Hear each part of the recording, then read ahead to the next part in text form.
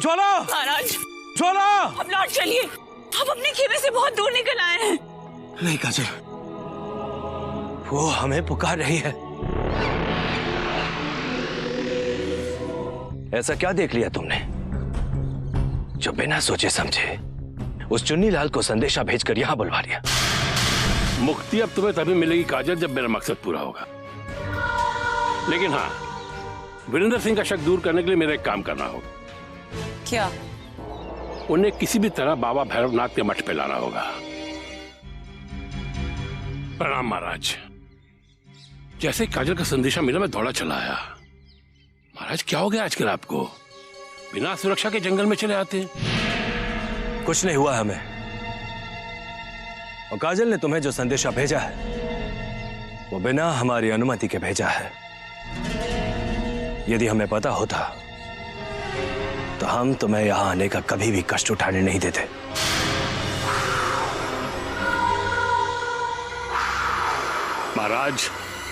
महाराज कुछ भी हो सकता है, मगर काजल आपके लिए कभी झूठ नहीं बोल सकती। महाराज, इस मायावी जंगल में अनेक दुष्ट आत्माएं रहती हैं। जरूर किसी की छाया आप पर पड़ी है, लेकिन घबराने की जरूरत नहीं महाराज। एक महापुरुष रहते हैं, उनके दर्शन करते ही सारे कष्ट दूर हो जाते हैं। मैं उनकी कुटिया जानता हूं, बस एक बार वहां चलिए आप। हमने कहा ना चुन्नीलाल कि हमें कोई कष्ट नहीं है और हम किसी साधु महात्मा से नहीं मिलना चाहते। अकेला छोड़ दो हमें। क्षमा कीजिए महाराज।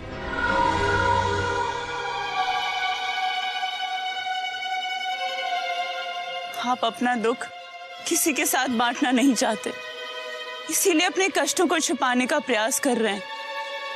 जबकि मैं देख चुकी हूं कि आप उस विचित्र सी आवाज को सुनकर कितना विचलित हो जाते हैं। महाराज, हम पराये नहीं महाराज, आपके सेवक हैं। गर्दन कटा सकते हैं, लेकिन आप पर कोई कष्ट नहीं आने दे सकते। महाराज, मुझे लगता है आप पे माया ने असर किया है, और जब माया असर करती है इंसान सोचने लायक नहीं रह जाता। बस एक बार उस महात्मा के दर्शन कर लीजिए महाराज, जिसके बारे में चुन्नीलाल जी कह रहे हैं। मुझे पूरा विश्वास है कि उसके बाद आपके मन में चल रही उथल पुथल तुरंत दूर हो जाएगी। शाम ढलते ही उनकी कुटिया में चल के आशीर्वाद लेते हैं। बस यही मेरी प्रार्थना है।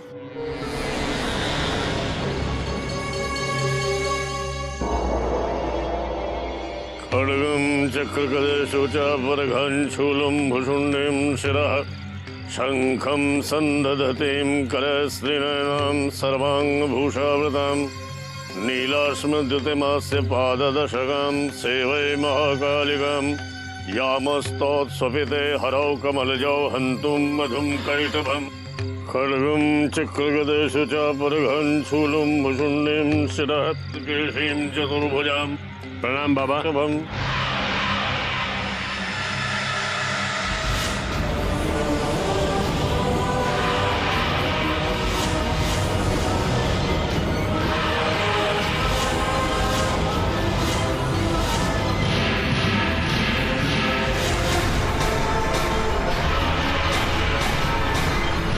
जीवन, तुम जीवित हो?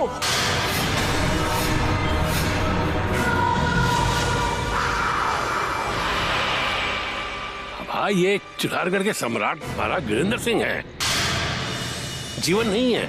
नहीं नहीं, ये बहुत जहरीला दाग है।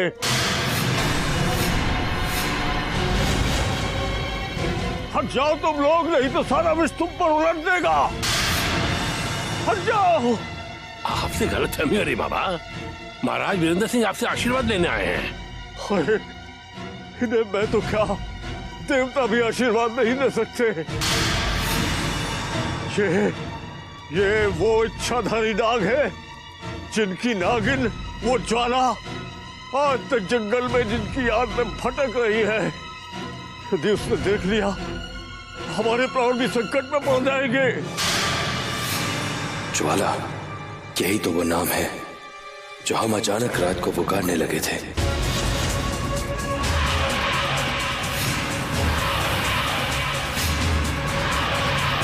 एक तो ये है, यदि नागिन ज्वाला ने देख लिया तो क्या होगा? तुम जानते हो जाने कितने निरपराध लोगों की वो नागिन हत्या कर चुकी है। पागल हो गई है इसके लिए। वो इसकी तस्वीर के सामने आदमी काली गुफा में बैठकर सिसकती है, रोती है। मुझे क्षमा करना नागराज, मैं कभी आपके सामने नहीं आऊंगा, कभी नहीं। क्षमा नागराज, क्षमा नागराज। चुन्नी महाराज के पास से उल्टे पड़ गए। वो वीरेंद्र सिंह को यहाँ अपने स्वार्थ के लिए लेकर आए थे, किंतु उनकी चाल उन्हीं पर भारी पड़ गई। अब क्या होगा? क्षमा कर दी महाराज, समझ नहीं आता बाबा को क्या हो गया है। अजीब बैकी बैकी बातें कर रहे थे, आप तवज्जो न दें। वश्य बाबा पर किसी माया का असर हो गया था, तभी तो वो इतने भयभीत हो गए थे। अब हमें भी यहाँ से तुरंत वापस लौट जाना चाहिए, नहीं तो कोई नया संकट हमें घेर सकता है। आइए महाराज, आइए, चलिए। आइए महाराज,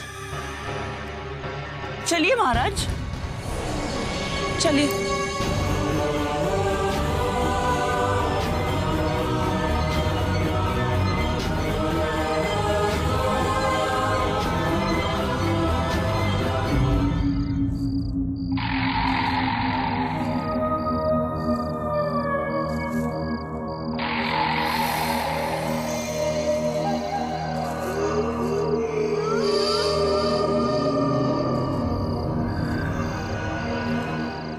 कौन है ये महापुरुष जो भयभीत होकर चले आ रहे हैं?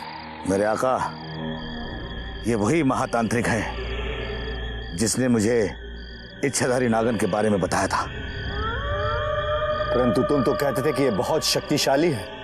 कहीं ऐसा तो नहीं मेरे आका कि इच्छाधारी नागन इनके पीछे पड़ गई हो? चलकर देखते हैं। ठहरो, इस दिशा में कहां भागे चले जा रहे हो? सामने मौत खड़ी है, चलो यार।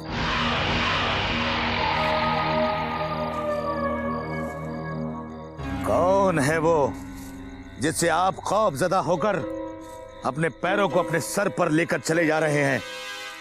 आप चंगेज को हुक्म दें, चंगेज उसकी गर्दन काटकर आपके कदमों में लाकर डाल देगा। अरे मूर्ख, यदि तूने उसकी आंखों में झांकने का भी प्रयास किया तो तेरे आंखों की ये सफेद पुतलियां विष के रंग में रंग जाएंगी।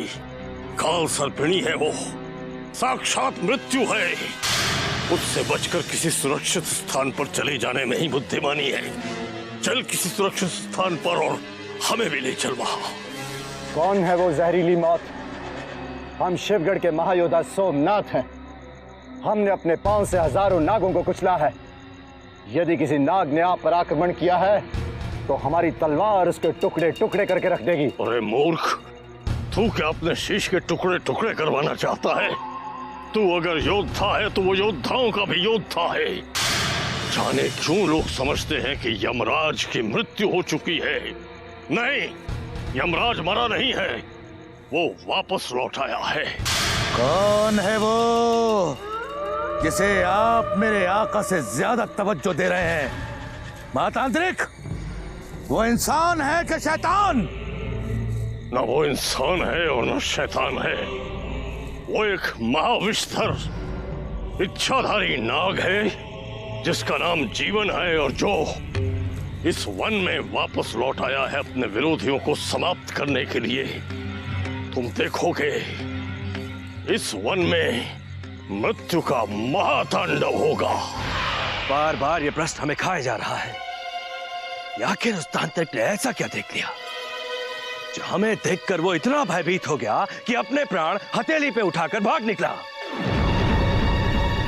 ये तो महातांत्रिक बताएंगे कि आपके अंदर कौन सा शैतान देख लिया उन्होंने। खामोश क्यों खड़े हैं आप दोनों?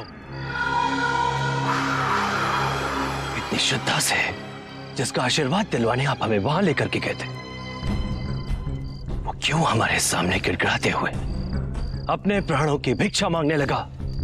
महाराज, दरअसल हमने उन्हें बताया नहीं था कि हम उनसे विजयगढ़, चुनारगढ़ और नौगढ़ के सम्राट को मिलाने ला रहे हैं। अचानक अपनी कुटिया पे आपको देख के बौखला गए। लगता है घबरा गए होंगे आप कहीं उन्हें दंड न दें। ये तुम कैसे कह सकते हो चुन्नीलाल? बिना कोई अपराध किए वो बाबा हमसे किसी दंड की अपेक्षा कैसे कर सकते हैं? अवश्य कोई कारण है। इसका मुझे तो कोई कारण दिखाई नहीं देता महाराज। आप जैसे चक्रवर्ती सम्राट के तेज के सामने भला कौन ठहर सकता है? अवश्य ही आपको देखकर बाबा के सोचने समझने की शक्ति ही नष्ट हो गई होगी, इसलिए तो वो घबरा कर चले गए। मूर्खता भरी बातें मत करो हमारे सामने काजल। समस्त प्रजा जानती है कि हम अपने राज्यों के प्रत्येक व्यक्ति से कितना अधिक प्रेम करते हैं, इसलिए वो हमसे भयभीत कैसे हो सकते हैं?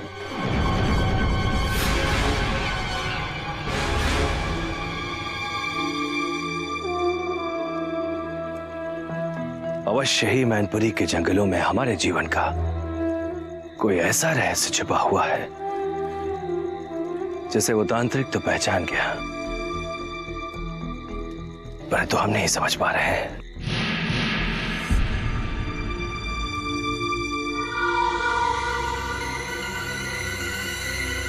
महाराज, आप भी स्वयं को कैसी विचित्र सी बातों में उलझाए जा रहे हैं। आपको विश्राम की आवश्यकता है, क्योंकि आपका मन भ्रमित हो गया है। नहीं काजल, नहीं, ना हम भ्रमित हैं और ना हमें विश्राम की आवश्यकता है, क्योंकि इस पहेली को सुलझाए बिना हमें नींद नहीं आएगी। तो वापस लौट चलिए महाराज। सूरज उगते ही हम महल वापस चले जाएंगे। नहीं, हम महल तभी वापस लौटेंगे जब उस आवाज का भेद खुल जाएगा जो कभी गाती है तो कभी सिसकती है। जब हमारे भीतर छुपे हुए किसी विश्व पुरुष के सत्य का पता चल जाएगा, हम तभी वापस लौटेंगे महल काजल, तभी वापस लौटेंगे।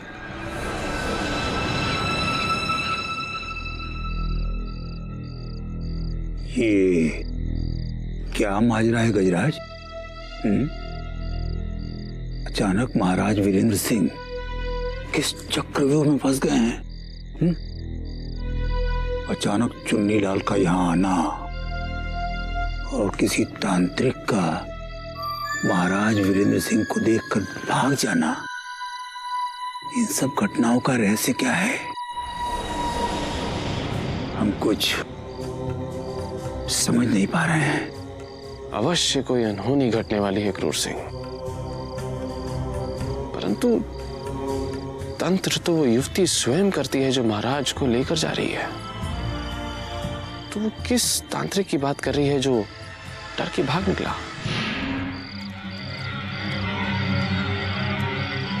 नाग और नागिन की ये कथा बहुत पुरानी है। कहते हैं हजारों वर्षों से इच्छाधारी नाग और नागिन का ये जोड़ा मैनपुरी के इस जंगल में रहता था। अमावस्या की रात को उन्माद में ये जोड़ा नृत्य किया करता था। नाग और नागिन का नृत्य? जब इन दोनों के मिलन का समय होता था तो उन्माद में ये नृत्य किया करते थे,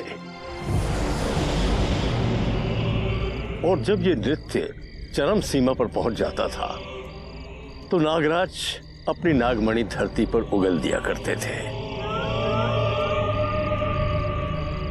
और यही नागमणि उनकी मृत्यु का कारण बनी। कैसे? कैसे बाबा? वो नागमणि उस नाग की मौत का सबब कैसे बन गई? इन्हीं क्षणों में नागराज कभी कभी अपनी नागमणि उगल दिया करता था। नागमणि का यह प्रकाश पूरे जंगल में छा जाता था, जैसे करोड़ों सितारों के बीच चंद्रमा चमक रहा हो। एक दिन किसी ने इस नागमणि को देख लिया और धीरे धीरे ये बात जंगल में आग की तरह फैल गई। तो फिर क्या हुआ बाबा? वही हुआ जो होना था। कोने कोने तक ये खबर फैल गई और बहुत से लोग नागमणि की तलाश में मैनपुरी के इस जंगल में आने लगे। एक दिन किसी व्यक्ति की दृष्टि नागराज पर पड़ गई और उसकी हत्या हो गई।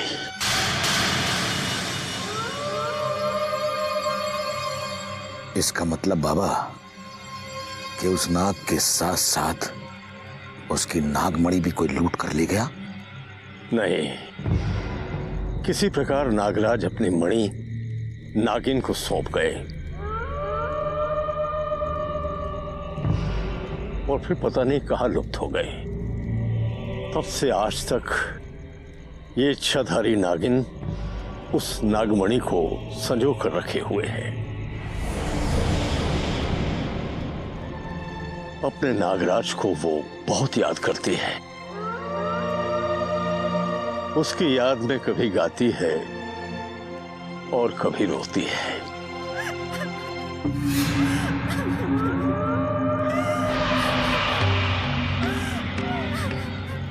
हाँ, नागिन का विलाप है ये। वो अपने नाग को ढूंढ रही है और उसका नाग जीवन इस जंगल में आ चुका है। यदि उसे उसकी गंध आ गई तो प्रलय हो जाएगी। आओ, छुप जाओ कहीं, जल्दी।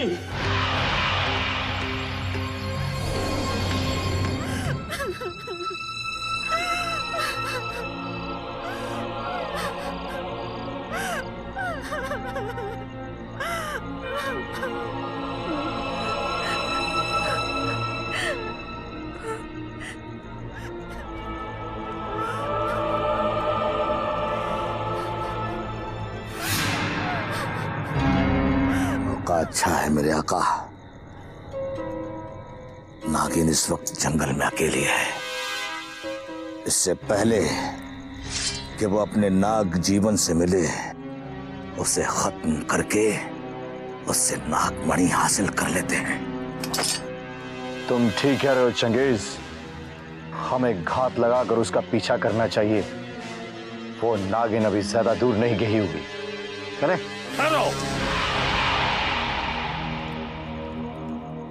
क्यों अपनी मृत्यु को आमंत्रित कर रहे हो तुम दोनों? भूल कर भी उस नागिन के पास मत जाना। उसके मुख से निकली हुई विस्तार तुम्हारे प्राणों का तुरंत ही अंत कर देगी। क्योंकि जब नागिन रोती है तो मृत्यु मुस्कुराती है।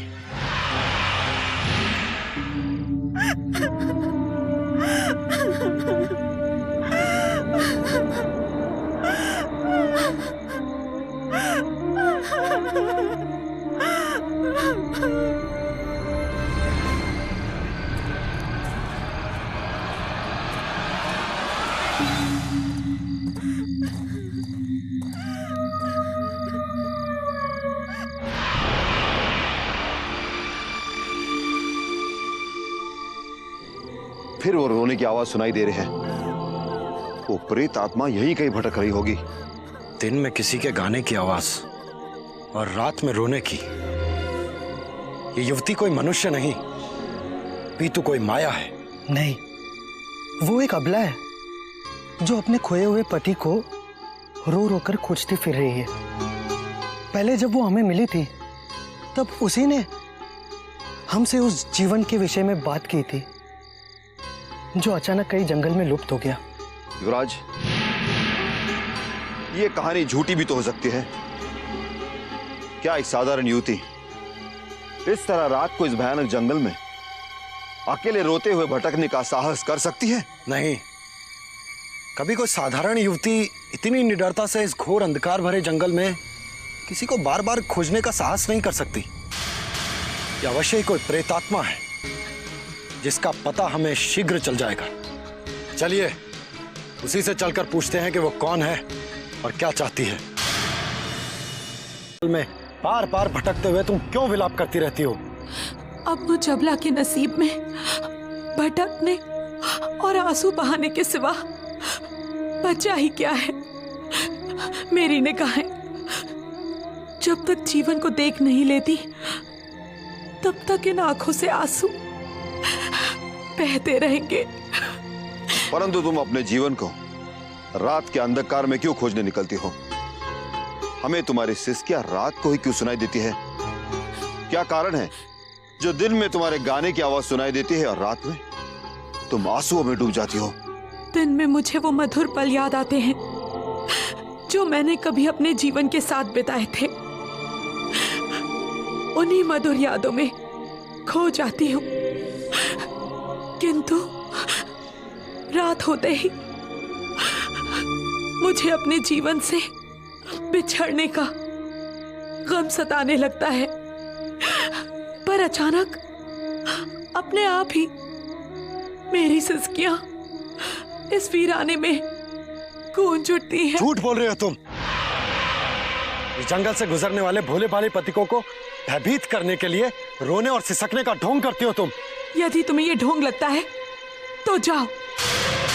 क्यों मुझे रोक के बार बार बात करते हो? दूर हो जाओ मेरी दृष्टि से। तुम मुजबला के दर्द को क्या समझोगे, जो दर्द मैं बरसों से भुगत रही हूँ। बुरा मत मानो ज्वाला, हम तुम्हारा दिल नहीं दुखाना चाहते, हम तुम्हारी सहायता करना चाहते हैं। यदि तुम अपने जीवन के विषय में हमें कुछ बता दो तो हम अवश्य उसे ढूंढकर तुम्हारे सामने लाने का प्रयत्न कर सकते हैं। जिसे मैं बरसों से ढूंढ नहीं पाए उसे तुम क्या ढूंढोगे? और तुम लोग तो अपनी सहायता नहीं कर सकते, तो मेरी सहायता क्या करोगे? मैं अपनी सहायता खुद कर सकती हूँ और मैं अपने जीवन को स्वयं ढूंढ लूंगी।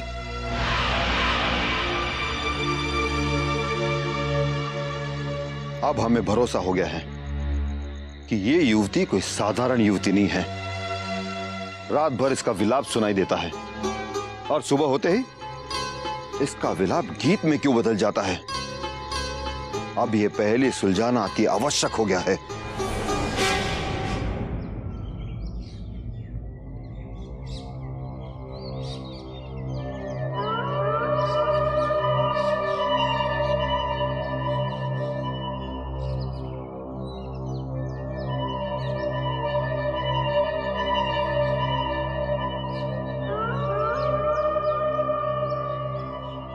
आका तो यही है, लेकिन वो तांत्रिक कहां गया?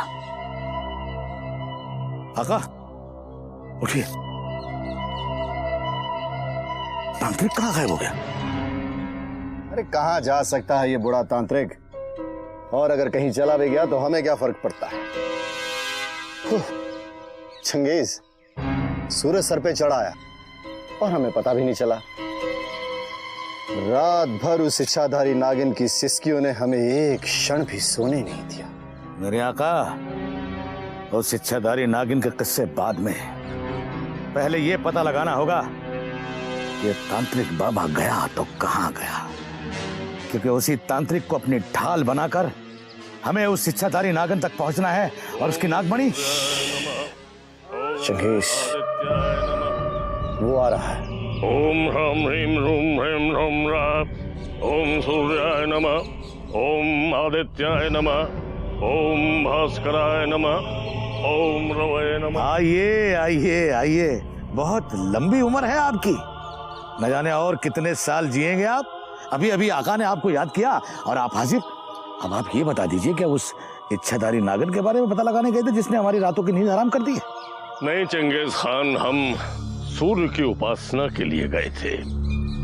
पिछले 120 वर्ष से हमारा ये नियम अटल है।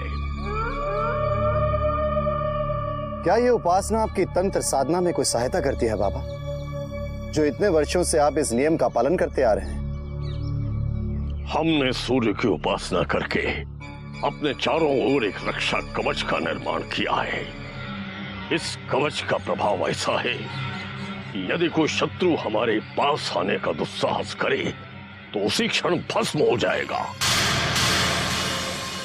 यही कारण है कि वो विषैली नागिन आज तक हमारा कुछ नहीं बिगाड़ सकी, वरना कभी का अपने विषैले दंत से अंत कर देती। अब हम भी आपके साथ हैं महातांत्रिक। अगर वो नागिन हमारे सामने पड़ गई तो मैं और मेरे आका उसे अपने बस में करने के लिए अपनी पूरी ताकत लगा देंगे। पहले ये कार्य इतना कठिन नहीं था, परंतु नागराज के आने के बाद सब कुछ पलट गया है। अब तो केवल एक ही संभावना है, यदि वो नागिन हमारे शिष्य बिरजू की बीन के स्वर में उलझ जाती है तभी हम अपने लक्ष्य तक पहुंच पाएंगे।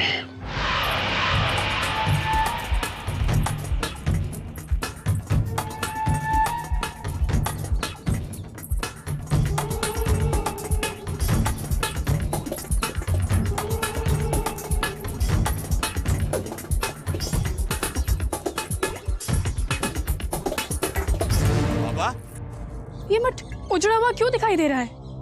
और हवन भी बुझा पड़ा है। कहीं बाबा इस मठ को छोड़कर चले तो नहीं गए? तुम ठीक कह रही हो भूमि, कुछ ऐसा ही लग रहा है। अवश्य यहाँ कोई विघ्न आ पड़ा होगा, इसलिए गुरुदेव ये मठ छोड़कर कहीं और चले गए। यदि वो यहां होते तो ये दिया कभी ना बुझता, जैसे गुरुदेव सदा जलाए रखते थे। अब हम क्या करें बिरजू? इस विशाल जंगल में हम बाबा को कहां ढूंढेंगे? अचानक ऐसा क्या हुआ जो बाबा ये मठ छोड़कर चले गए, वो भी हमें बिना बताए? ये तो तभी पता चलेगा जब हमें गुरुदेव के दर्शन होंगे। हमें शीघ्र ही गुरुदेव की खोज में निकल जाना चाहिए।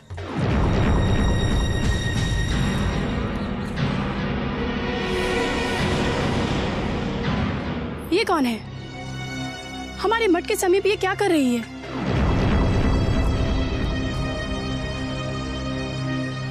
अवश्य इसी ने हमारे गुरुदेव के हवन में विघ्न डाला होगा, क्योंकि इससे पहले इस जंगल में मैंने इस लड़की को नहीं देखा।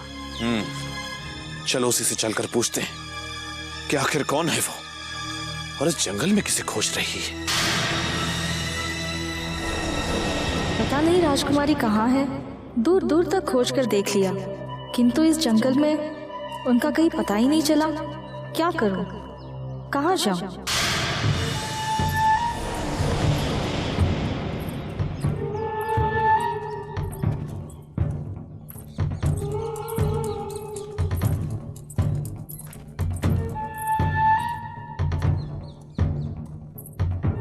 ठहरो।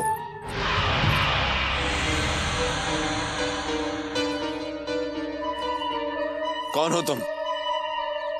मैं माया जाल हूँ। कहाँ से आई हो और किसे खोज रही हो? मैं चुनारगढ़ से आई हूँ और राजकुमारी किशोरी को खोज रही हूँ, जो इन्हीं जंगलों में कहीं खो गई है। आश्चर्य है, इस जंगल में सभी उस युवती को ढूंढ रहे हैं जिसे तो राक्षस अपने साथ अगवा करके ले गए हैं। कौन है वो दोनों जिन्होंने उन्हें अगवा कर लिया है? हम उन्हें नाम से तो नहीं जानते, किंतु इतना जानते हैं कि उनमें से एक सफेद आंखों वाला है और दूसरा एक योद्धा।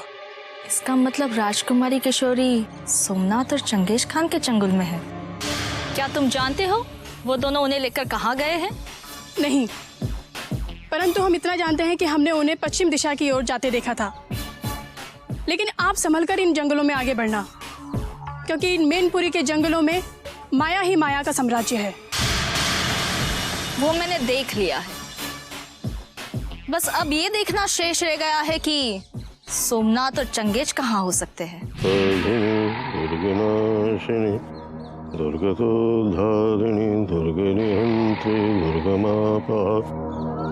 इस तांत्रिक ने नागमणि के लालच में इतना उलझा दिया है मेरे आका कि हम शहजादी आलिया को गुफा में बंद करके भूल ही गए। कहीं उनका भूख और प्यास से इंतकाल हो गया तो? फिर तो मैं तुरंत गुफा जाकर राजकुमारी के लिए पानी और भोजन की व्यवस्था करनी होगी और फिर यहाँ वापस लौट कर आना होगा, क्योंकि हम तांत्रिक को नागमणि तक नहीं पहुंचने देंगे चंगेज। अब नागमणि इस तांत्रिक तक कभी नहीं पहुंच पाएगी मेरे आका। चंगेज ऐसी साजिश करेगा, ऐसी साजिश करेगा कि ये तांत्रिक नागमणि तक पहुंचेगा जरूर, लेकिन हासिल नहीं कर सकेगा, क्योंकि वो नागमणि हम हासिल करेंगे। और नागमणि प्राप्त करते ही हम इस तांत्रिक को उस दुनिया में भेज देंगे ताकि इस दुनिया में हमारे मार्ग में कोई रुकावट ना बन सके। मेरे आका, अगर इस तांत्रिक के खून से नहाने का मुझे मौका मिल गया तो चंगेज को उम्र तवील अता होगी। जरा संभल कर रहना चंगेज, क्योंकि ये कोई साधारण मनुष्य नहीं, तांत्रिक है, तांत्रिक। यदि उसको जरा सा भी संदेह हो गया तो उसकी शक्तियां हम दोनों पर भारी पड़ सकती हैं। जानता हूं मेरे आका, इसीलिए तो इस बूढ़े तांत्रिक को इज्जत से नवाजता हूं। लेकिन जैसे ही हमारा काम पूरा हो जाएगा तो चंगेज का खंजर भी उसके सीने में पेबस्त हो जाएगा। लेकिन अभी सब कुछ भूलकर हमें शहजादी आलिया की खबर लेनी होगी, जो इस वक्त काली गुफा में बंद है। काजल, काजल।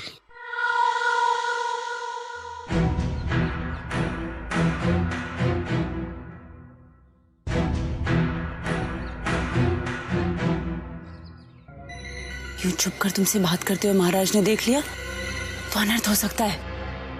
महाराज हमारे हाथ से निकल रहे हैं और जल्दी कोई उपाय नहीं किया गया तो इतनी दूर निकल जाएंगे कि फिर हमारे हाथ में नहीं आएंगे कभी। मैं समझी नहीं, इतने परिश्रम के पश्चात तो मैंने उन्हें अपने वश में किया है, फिर वो कैसे फिसल सकते हैं? क्यों देख नहीं रहे तुम? उस आवाज ने कैसे उन्हें अपनी तरफ आकर्षित कर लिया है। सूत उसके पीछे निकल पड़ते हैं और भैरवनाथ की बातों ने उस आग में घी का काम किया है, उसे और भड़का दिया है। इसलिए फौरन तुम्हें अपने हुस्न का जलवा दिखा कर उन्हें अपने वश में रखना होगा। किंतु कैसे? त्रिहर चरित्र के सारे तीर चलाकर तो मैंने उन्हें अपने वश में किया था, अब इससे अधिक मैं और क्या करूं? बस एक टोटका है जिसे अपना सकते हो, करवा चौथ। आज करवा चौथ है। करवा चौथ के उपवास के बहाने तुम वीरेंद्र सिंह को वापस उस जगह पर ला सकती हो जिस जगह वो छोड़ के दूर चला गया है। मैं समझी नहीं। करवा चौथ का व्रत तो कोई पत्नी अपने पति की लंबी आयु के लिए करती है। यही ढोंग तो तुम्हें करना होगा काजल। चांद निकलते ही किसी पतिव्रता पत्नी की तरह वीरेंद्र सिंह के सामने जाना होगा, उनकी आरती उतारनी होगी और ये एहसास दिलाना होगा कि जो चंद्रकांता नहीं कर सकी वो तुमने कर दिखाया। समझ गई ना क्या चाह रहा हूं मैं तुमसे? मैं समझ गई चुन्नीलाल। बस आकाश में चांद निकलते ही महाराज की आरती उतारने पहुंच जाऊंगी।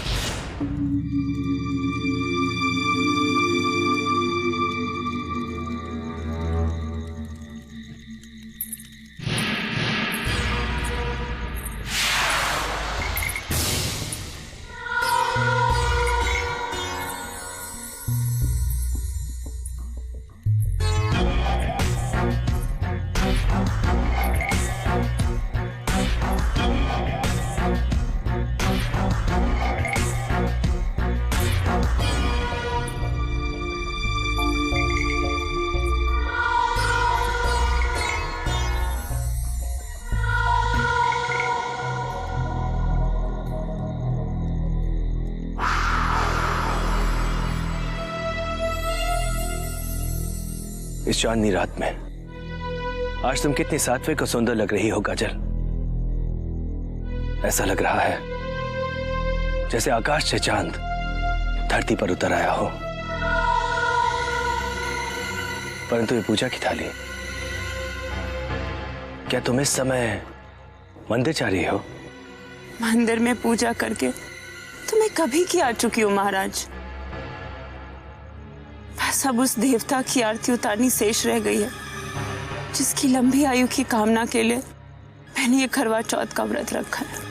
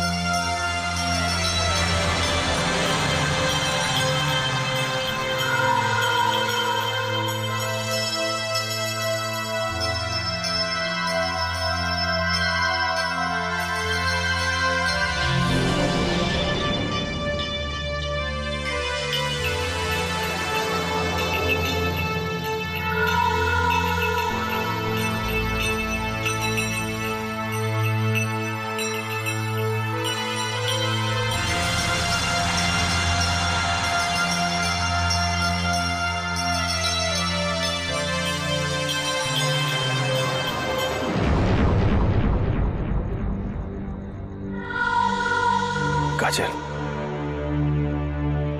हम सोच भी नहीं सकते थे कि तुम इस जंगल में रह करके भी अपने संस्कार नहीं भूलोगे।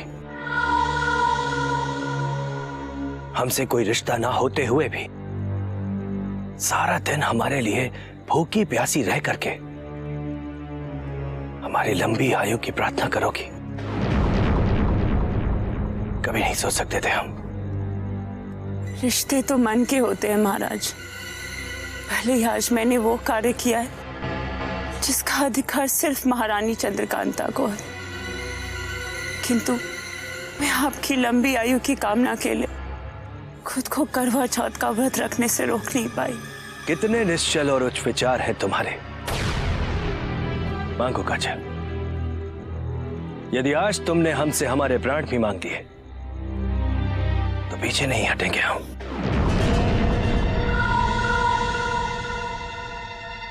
आपके प्राणों की रक्षा के लिए तो आज मैंने ये व्रत रखा है महाराज। फिर आपके प्राण कैसे मांग सकती हूँ?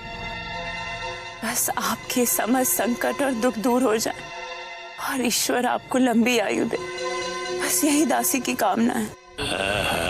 वाह काजल वाह, गजब ढा रही हो तुम तो। हाँ? बस इसी तरह समझदारी से काम करते रहो, तो महाराज तुम्हारे शिकंजे से कभी निकल नहीं पाएंगे।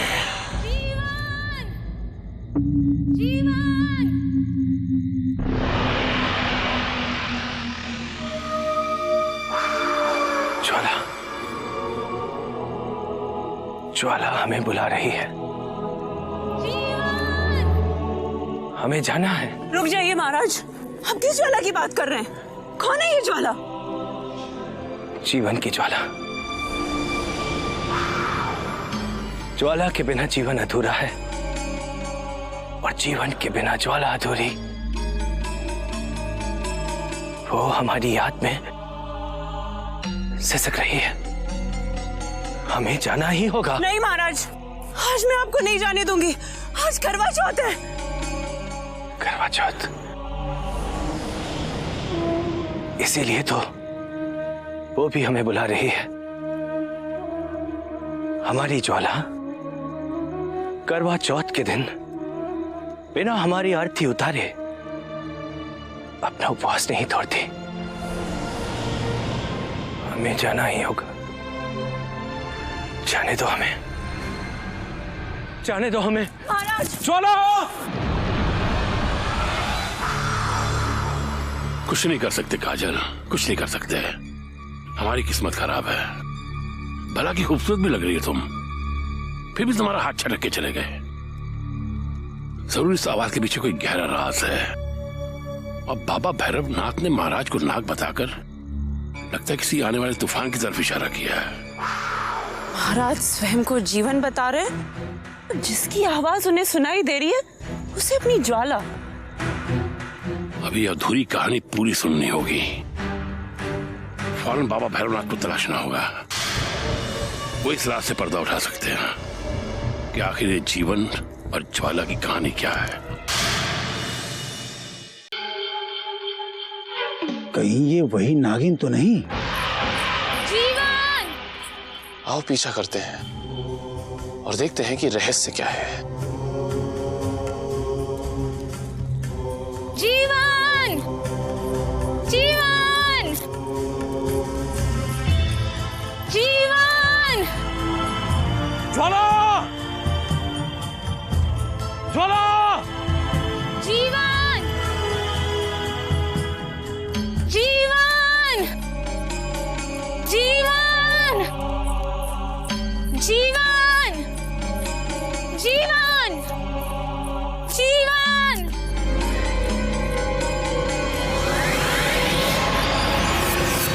ज्वाला!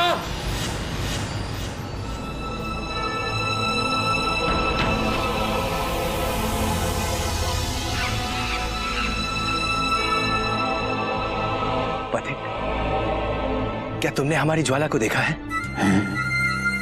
ये क्या? महाराज वीरेंद्र सिंह हमें नहीं पहचान रहे? वैसे अच्छा ही हुआ, अन्यथा प्राण संकट में पड़ जाते। परंतु इन्हें हुआ क्या है? बताओ ना पथिक, क्या तुमने इधर से किसी रोती सिसकती हुई युवती को जाते हुए देखा है? नहीं, नहीं तो हमने तो दूर दूर तक किसी युवती को नहीं देखा। परंतु आप कौन हैं और किसी ज्वाला को क्यों ढूंढ रहे हैं? हम जीवन हैं। जीवन। जीवन? क्या आपका नाम जीवन है? हाँ, हमारा नाम जीवन ही है। ज्वाला हमें सदा जीवन कह के पुकारा करती थी। जीवन। ज्वाला, ज्वाला हम आ रहे हैं। वो बुला रही है हमें, बुला रही है हमें वो। ज्वाला!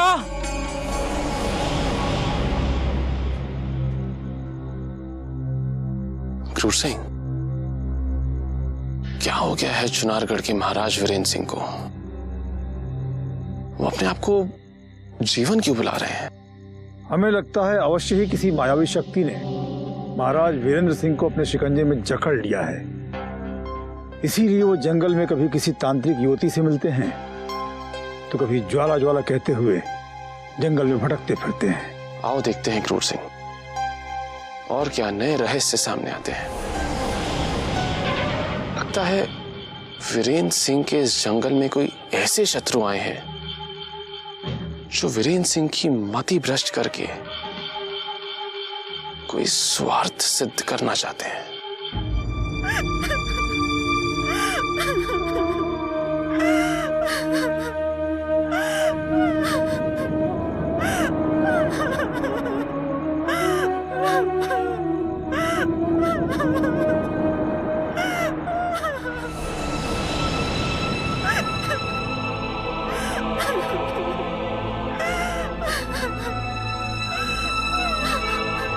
जीवन, अब और प्रतीक्षा नहीं कर सकती मैं।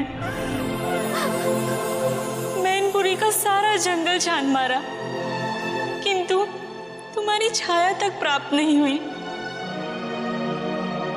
क्या तुम मुझसे रूठ गए हो? तुम्हारे बिना मेरा जीवन व्यर्थ है, किंतु मुझे ये आस है कि अपनी नागिन की सूद लेने के लिए मैनपुरी के इस जंगल में तुम्हारे कदम अवश्य पड़ेंगे।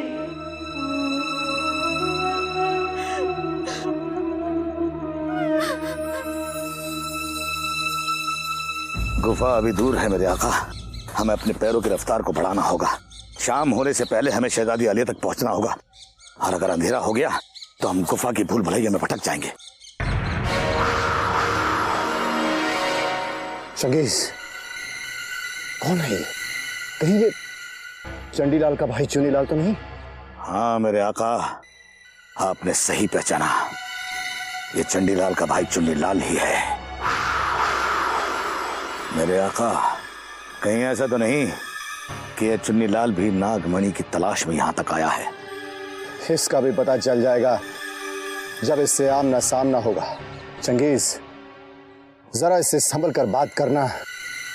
सुना है ये संसार का सबसे धूर्त मनुष्य है। देख लेंगे आका, चलो। पता नहीं महातांत्रिक कहां दबक कर बैठ गया। मैनपुरी का सारा जंगल छान मारा।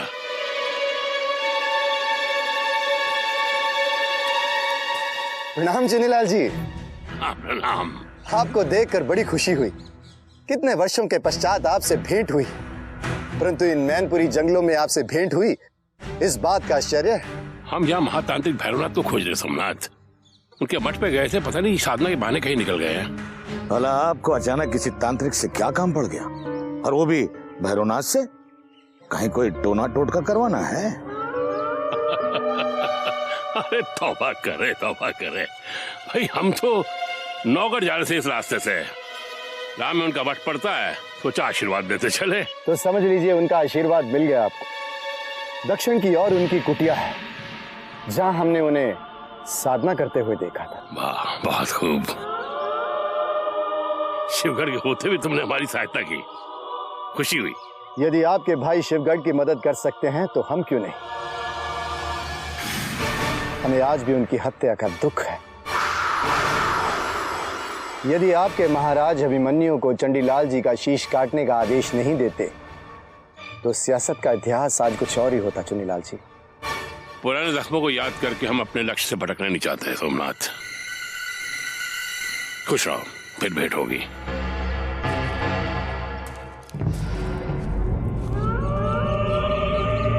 ये आपने क्या किया मेरे आका? इस चुन्नीलाल को भैरवनाथ का पता बता दिया। मैं पूरे यकीन के साथ कह सकता हूं कि ये नागमणि का पता लगाने ही भैरवनाथ के पास जा रहा है। यही तो सियासत की चाल है चंगेज। हम ये परखना चाहते हैं कि चुन्नीलाल का भैरवनाथ से मिलने का उद्देश्य क्या है। अब हम गुफा नहीं जाएंगे। गुफा में जाओगे केवल तुम। तो फिर आप कहां जाएंगे मेरे आका? हम वापस उस मठ में जाकर देखेंगे कि चुन्नीलाल और भैरवनाथ के आपस में मिलने का इरादा क्या है।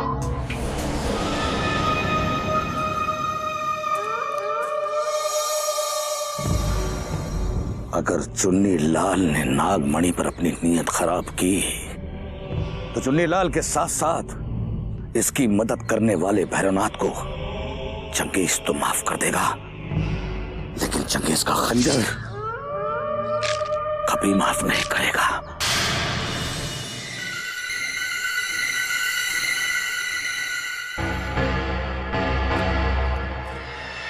ओम जातवेदो महावास्त्राय फट्। ओम भूर्भुवः स्वः। ओम हरिणीं शिरसे स्वाहा। ओम सुवर्णरजतस्रजां शिखायै वषट्। ओम कालीं नेत्रत्रयाय वषट्। ओम जातवेदो महावास्त्राय फट्। ओम भूर्भुवः स्वः मतिदिग्बन्धः। ओम भूर्भुवः स्वः मतिदिग्बन्धः। ओम हिरण्यवर्णम्। ओम जातवेदो महावास्त्राय।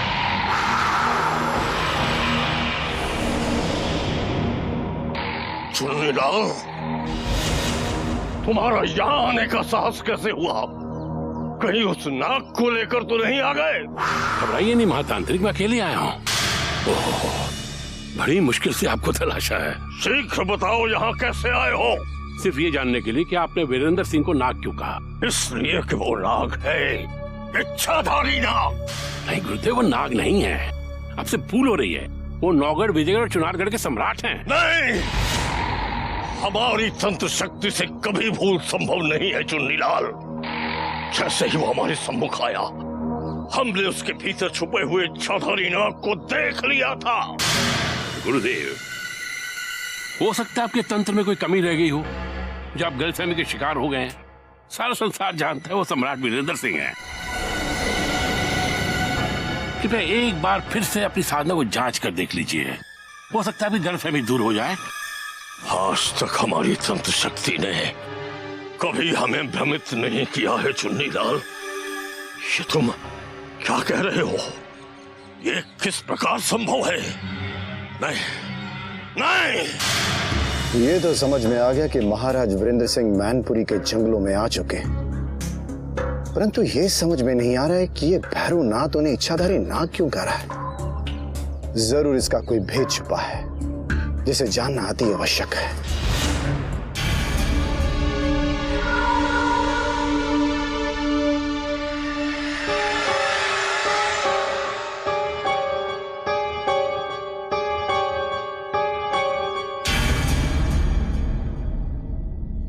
क्या बात है काजू? आज तुम इतनी उदास और गुमसुम से क्यों दिखाई दे रही हो? खामोश क्यों? हमने जो पूछा उसका उत्तर क्यों नहीं दे रही? इस प्रश्न का उत्तर भी आपके पास ही है महाराज। महाराज, लगता है आपकी दृष्टि में मेरा कोई मूल्य नहीं रह गया है। कल करवा चौथ थी।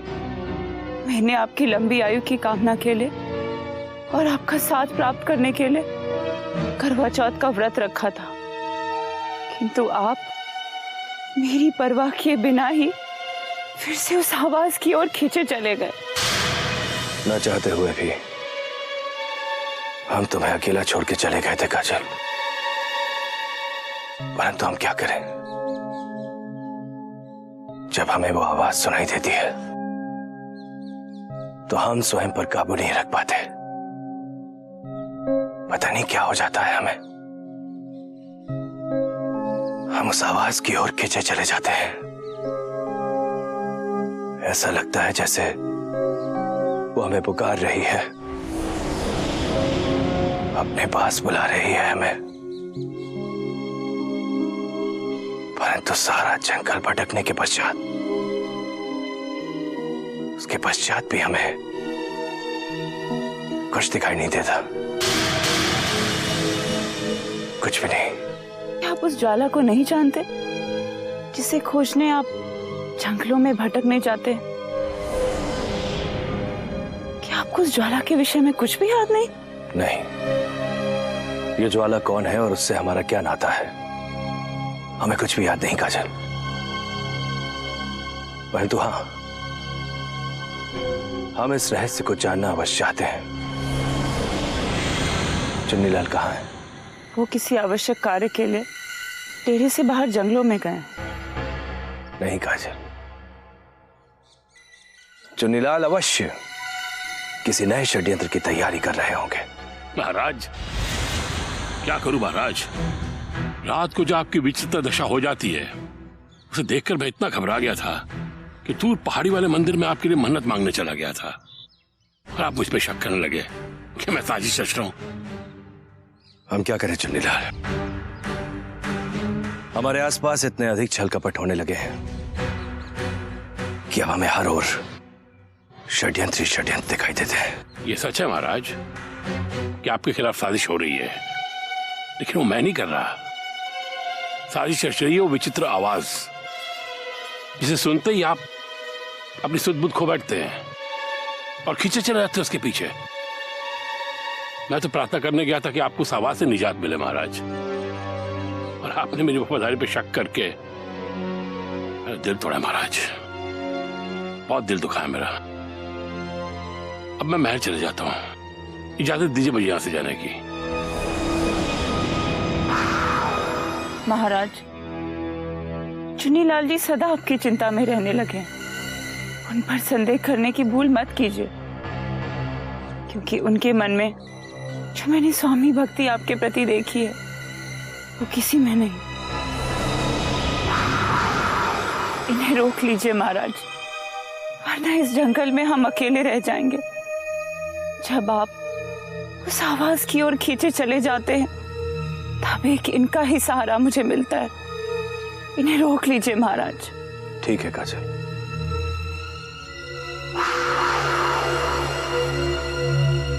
यदि तुम इन्हें यहाँ रोकने की प्रार्थना कर रही हो तो भला हम तुम्हारी प्रार्थना कैसे ठुकरा सकते हैं। तुम्हारी सुरक्षा को ध्यान में रखते हुए हम चुन्नीलाल को मैनपुरी के जंगल में रखने का निर्णय लेते हैं।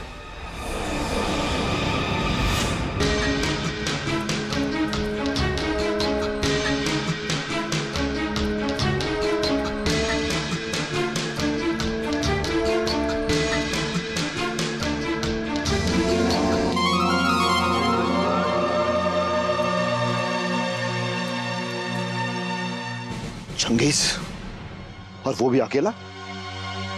शिवगढ़ छोड़कर वो मैनपुरी के जंगलों में अकेला क्या कर रहा है? अवश्य वो राजकुमारी की खोज में मैनपुरी के जंगल में आया होगा। इससे पहले कि वो हमारी आंखों से ओझल हो जाए, हमें तुरंत उसे पकड़ लेना चाहिए। सैनिकों, घेर लो उसे, कहीं भाग ना पाए वो। चलो युवराज। कौन हो तुम? तुम्हारी मौत।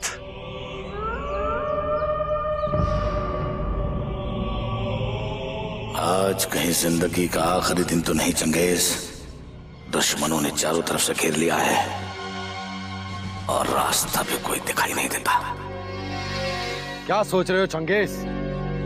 पहचाना हमें? बलनौगढ़, विजयगढ़, चुनारगढ़ के होने वाले शहंशाह को कौन भूल सकता है युवराज। परंतु जो यातनाएं तुमने हमें शिवगढ़ में दी थी वो हम कभी नहीं भूल सकते चंगेज। उस समय हम अकेले थे और आज तुम अकेले हो चंगेज। आज तुम जीवित नहीं बचोगे चंगेज। हमारे भाई को पीड़ा पहुंचाई थी और तुम्हारे लोगों ने हमें यातना। आज तुम्हारा अंतिम दिन आ गया है चंगेज। नहीं युवराज, इस तुच्छ मनुष्य के खून से अपने हाथ मैले मत कीजिए। यदि इसे इतनी आसान मौत मिल गई तो इसे अपने करने का एहसास कैसे होगा। हम इसे इतना तड़पा तड़पा कर मारेंगे कि मौत का कलेजा भी दहल जाएगा।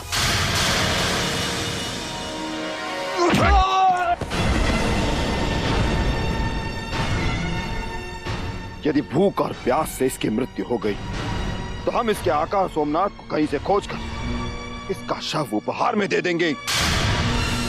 सैनिकों, ले चलो इसे।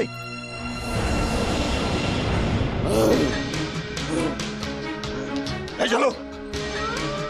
वो एक नाग है, इच्छाधारी नागिन का जीवन है वो। देखने में वो मनुष्य जैसा दिखाई देता है, परंतु उसके अंदर विष ही विष भरा है। उसे वीरेंद्र सिंह समझना आप सबकी बहुत भारी भूल है। ये कैसे संभव है बाबा? वो एक नहीं 3 राज्यों का सम्राट है। फिर वो भला इच्छाधारी नाग कैसे हो सकता है? बाबा, उसकी रगों में भी हमारे जैसा रक्त दौड़ रहा है। उसका रंग रूप चाल ढाल वैसा ही है जैसा एक मनुष्य का होता है। उसे साधारण मनुष्य की दृष्टि नहीं देख पाएगी। उसे देखने के लिए दिव्य दृष्टि चाहिए। तो समझ में नहीं आ रहा बाबा, क्योंकि चुन्नीलाल का भी यही कहना है कि महाराज वीरेंद्र सिंह को नाग समझना आपकी भूल है। उन्होंने मुझे बताया कि आप उन्हें एक इच्छाधारी नाग समझ रहे हैं। मूर्ख है चुन्नीलाल, जो इतना समझाने के पश्चात भी समझ नहीं पा रहा है। ये इच्छाधारी नाग और नागिन मनुष्यों की भांति दिखाई देते हैं। वास्तविक रूप में ये तभी आते हैं जब इन्हें प्राणों पर संकट दिखाई देता है। तो क्या महाराज वीरेंद्र सिंह पर जब कोई संकट आएगा तब वो अपने सर्प रूप में दिखाई देंगे? अवश्य दिखाई देगा। जैसे ही वो देखेगा कि उसके प्राण संकट में है, उसे अपने असली रूप में आना ही होगा। और उसमें अब अधिक समय नहीं है। जब भी वो इच्छाधारी नागिन के सामने आएगा, उसे अपने उस वास्तविक रूप में आना होगा जिस रूप में वर्षों पहले वो उसे छोड़ कर गया था। इच्छाधारी नागिन और नाग का मिलन कब होगा बाबा? बस अब अधिक विलंब नहीं है। नाग ने नागिन का रोदन सुन लिया है। वो इच्छाधारी नागिन वर्षों से इस नाग की याद में आंसू बहा रही है। जिस दिन इनका मिलन होगा, मैनपुरी के इन जंगलों में प्रलय आ जाएगी। कामयाबी की चिंता है और यहाँ भय से मेरे प्राण निकले जा रहे हैं। यदि वीरेंद्र सिंह ने मुझे डस लिया तो मैं बेमौती मारी जाऊंगी चुन्नीलाल। काजल, काजल, वीरेंद्र सिंह से डरने की तुम्हें कोई जरूरत नहीं है। उसके अंदर छिपे नाग से बच के रहना है। दिन में तो वीरेंद्र सिंह है वो, रात को नाग में बदल सकता है। अब रात मुझे डरावनी लगेगी चुन्नीलाल। इससे पहले कि कोई अनहोनी घटे तुरंत कोई उपाय करना होगा। बस एक बार वीरेंद्र सिंह का दूसरा रूप नजर में आ जाए, फिर उसके अंदर छिपे इच्छाधारी नाग को चक्रव्यूह में फंसाने के लिए किसी नई चुन्नट का इस्तेमाल करना होगा। अब मुझे नींद भी नहीं आएगी चुन्नीलाल। रात होते ही उस नाग का भय मुझे पलक भी झपकने नहीं देगा। काजल, ये तुम्हारे इम्तिहान की आखिरी घड़ी है काजल। इस वक्त हौसला बनाए रखो, जीत हमारी होगी। हाँ, उसके नाखून से बच के रहना। नाखून से? हाँ, जिसे लोग उसके नाखून समझते हैं, दरअसल उसके अंदर छिपे सांप के विष दांत हैं। वो इंसान तो क्या, अगर पत्थर पे पड़ जाए ना, पत्थर भी रेत में बदल जाता है। फिर वही रात यदि वो आवाज सुनाई दी तो महाराज फिर से अपने बावलेपन पर उतर सकते हैं। चुन्नीलाल ने कहा था कि उनके शरीर में विष ही विष भरा है। यदि उनके नाखून की एक खरोंच भी मुझे लग गई तो तुरंत मेरी मृत्यु भी हो सकती है।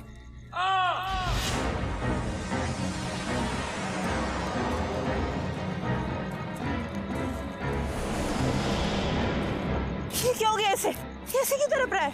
इसे सांप ने काट लिया, इसके लिए नीला पड़ गया।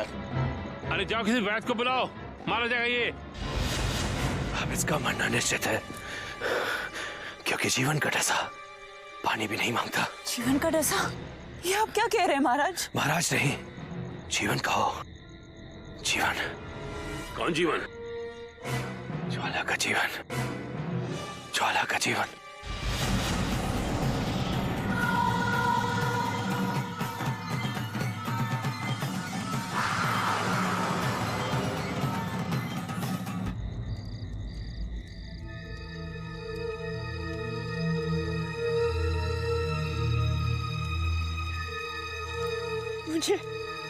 मुझे बहुत डर लग रहा है चुन्नीलाल। आप मुझे तुरंत वापस चुनार कर भेज दीजिए, वरना वो मुझे भी डस लेगा। काजल, काजल घबराओ मत, मैं हूं या तुम्हारे साथ। सुबह होते ही महाराज को इस जंगल से बहुत दूर ले जाएंगे, जहां उस नागिन का साया भी उन तक नहीं पड़ सकेगा। नहीं, हम उसे अपने साथ नहीं ले जाएंगे, क्योंकि वो वीरेंद्र सिंह नहीं बल्कि वो जहरीला नाग जीवन है।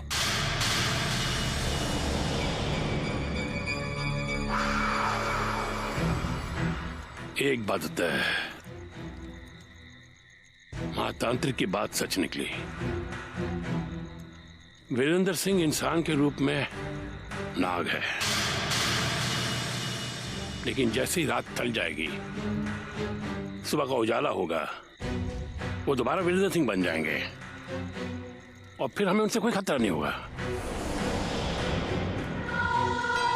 तो ये रात कैसे कटेगी? पता नहीं वो जहरीला नाग हम किस पर।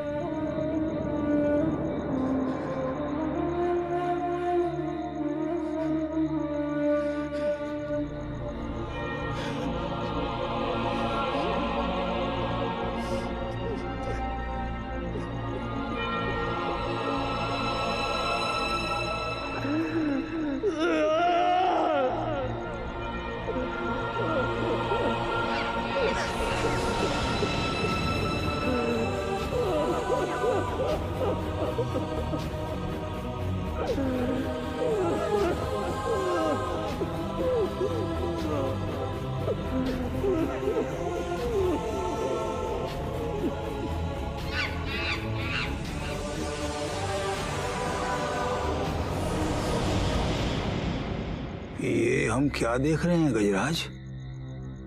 एक सम्राट एक साधारण सी समाधि पर रो रहा था सिसक सिसक कर, और वो भी एक ऐसी समाधि जो सदियों पुरानी लगती है। किसकी समाधि हो सकती है वो? और क्या रहस्य छुपा है इस समाधि में जिसने इतने बड़े सम्राट को सिसकने पर विवश कर दिया है? कोई गहरा राज है अवश्य ही। इस समाधि के अंदर जो कोई भी चिर निद्रा में सो रहा है उसका महाराज वीरेंद्र सिंह से बहुत गहरा नाता है। क्या महाराज अभी तक जागे नहीं सैनिक? महाराज अपने खेमे में नहीं है। तो कहाँ है? कहीं वो सुबह सुबह सैर करने तो नहीं चले गए? कल रात से जब से गए अभी तक वापस नहीं लौटे। अभी तक वापस नहीं लौटे? फिर कहाँ रह गए महाराज? चुन्नीलाल जी, चुन्नीलाल जी। क्या हो काजल, तुम इतनी घबराई क्यों? महाराज अपने खेमे में नहीं है और वो कल रात से ही वापस लौट कर नहीं आए। रात से लौट के नहीं आए? कहाँ चल गए महाराज? पहले तो अपने आप वापस भी लौट आते थे, किंतु आज लौट कर भी नहीं आए। इसके पीछे कोई गहरा राज है काजल। पहले हमारे एक सैनिक की मौत, फिर उस आवाज का सुनाई देना और महाराज को उसके पीछे निकल पड़ना। ये साजिश नहीं तो और क्या है? ये क्यों कह रहे हैं आप? हमारे खिलाफ कौन साजिश कर सकता है? साजिश तो हम कर रहे हैं। जैसे हम साजिश कर रहे हैं काजल, वैसे ही मुझे लगता है शिवगढ़ के चंगेज और सोमनाथ हमारे खिलाफ साजिश रच रहे हैं। वो मुझे इसी जंगल में भटकते नजर आए थे। शिवगढ़ के शत्रु अचानक मैनपुरी के जंगल में? अब समझ में आया वो यहाँ क्या कर रहे थे। सावधान रहना होगा, हर कदम फूंक फूंक के उठाना होगा। इस प्रकार अनुमान के सहारे हम राजकुमारी किशोरी को कब तक खोजते रहेंगे? उस चंगेज खान को हमने कारागार में डालकर भूल की है। यदि हम उसे और यातनाएं देते तो वो हमें अवश्य बता देता कि राजकुमारी किशोरी कहाँ है। नहीं युवराज, यदि चंगेज खान को पता होता तो वो हमें अवश्य बता देता, या फिर राजकुमारी को लेकर कभी का शिवगढ़ पहुंच गया होता। हो सकता है राजकुमारी किशोरी को उस सोमनाथ ने छुपा कर रखा हो जिसका चंगेज गुलाम है, क्योंकि सदा अपने आका के साथ रहने वाला चंगेज आज अकेला दिखाई दिया था। अवश्य ही इसके पीछे कोई षड्यंत्र है जिसका हमें आभास भी नहीं। वो देखो भैया, कहीं वो राजकुमारी किशोरी तो नहीं? नहीं, परंतु उसकी वेशभूषा देखकर लगता है वो किसी राजघराने से संबंध अवश्य रखती है। यदि वो किसी राजघराने से संबंध रखती है तो वो अवश्य राजकुमारी किशोरी को जानती होगी। चलो चलकर पूछते हैं।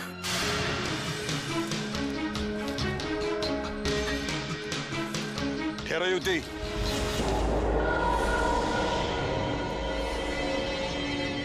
कौन है ये अपरिचित? कहीं हम अज्ञात शत्रुओं से तो नहीं घिर गए? कौन हो तुम और इस जंगल में अकेली कहाँ जा रही हो? यही प्रश्न मैं आपसे भी पूछना चाहती हूँ कि आप सब कौन हैं और मैनपुरी के इस जंगल में किसे खोजने आए? युवती, यदि तुम जानती कि ये दोनों चुनारगढ़, विजयगढ़ और नौगढ़ के युवराज है तो तुम इस तरह बात करने का साहस नहीं करती।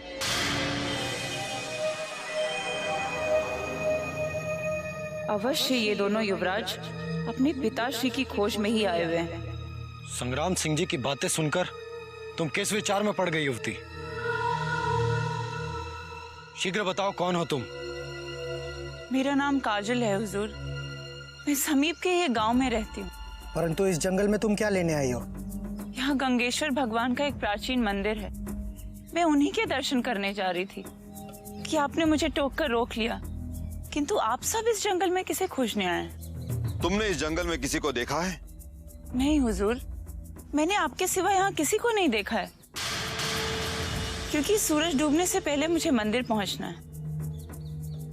अब मैं चलती हूँ। युवराज, अब हमें दिशा बदलकर दूसरी ओर निकल जाना चाहिए। हमने सोचा था ये युवती हमें राजकुमारी किशोरी के विषय में कुछ बता देगी, परंतु ये कुछ न बता सकी। चलिए चलिए युवराज।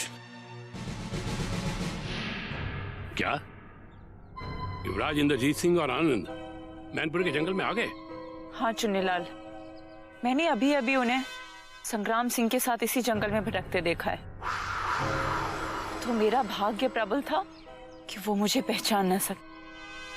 वीरेंद्र सिंह जंगल में कब तक भटकेंगे काजल? कभी न कभी तो अपने खेमे पे आएंगे वो, लेकिन उनके आते ही फौरन ठिकाना बदलना होगा ताकि संग्राम सिंह और उनके दोनों युवराज उन तक न पहुंच पाए। पर एक बात और काजल, तुम्हारी जो स्मशान साधना है वो तुम्हें अमावस के पहले पहले पूरी करनी होगी, वरना तुम पर उल्टी पड़ सकती है।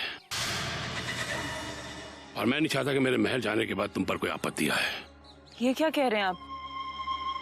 मुझे अकेला छोड़कर वापस जाने का विचार कर रहे हैं? हाँ काजल, मेरा महल लौटना बहुत जरूरी हो गया है, क्योंकि महल में बहुत उथल पुथल मच गई होगी। हम दोनों महल से गायब हैं। यदि हमें दोनों को किसी ने यहाँ साथ में देख लिया तो शक के घेरे में आ जाएंगे। नहीं, मैं अकेले नहीं रह सकती।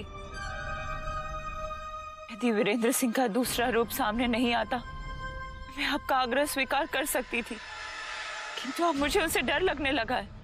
कमाल है काजल, अगर तुम इस तरह से डरोगी तो वो ख्वाब कैसे पूरे होंगे जो हमने देखे हैं? जहाँ प्राण संकट में हो वहां मैं अपने सपनों के बारे में कैसे सोच सकती हूँ चुन्नीलाल? आप तुरंत महल जाने का विचार त्याग दीजिए और यहीं रहकर मेरा साथ दीजिए, वरना मैं अकेली हो जाऊंगी। तुम समझने की कोशिश क्यों नहीं कर रही हो काजल? क्या तुम ये चाहती हो कि हम दोनों यहाँ फंस जाएं? फंस तो मैं गई हूँ चुन्नीलाल। मुझे मझधार में छोड़कर आप तो मुक्त हो जाएंगे, किंतु मैं यहाँ अकेली रह जाऊंगी। अधूरी साधना के साथ साथ कैसे उस विश्व पुरुष का सामना करूंगी जो मुझे कभी भी डस सकता है? मुझे अब चारों ओर अंधेरा ही अंधेरा दिखाई देने लगा है। इस अंधेरे के बाद उजाला जरूर रहेगा काजल।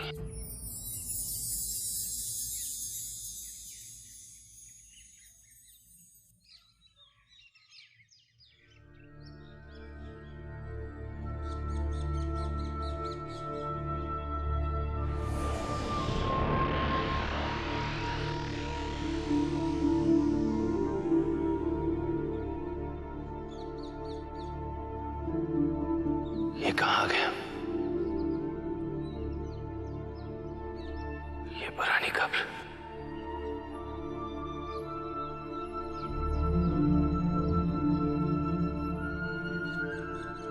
ये गुफा। परंतु हम तो अपने डेरे पर थे, फिर हम यहां कौन लेकर के आया? क्या रहस्य है ये?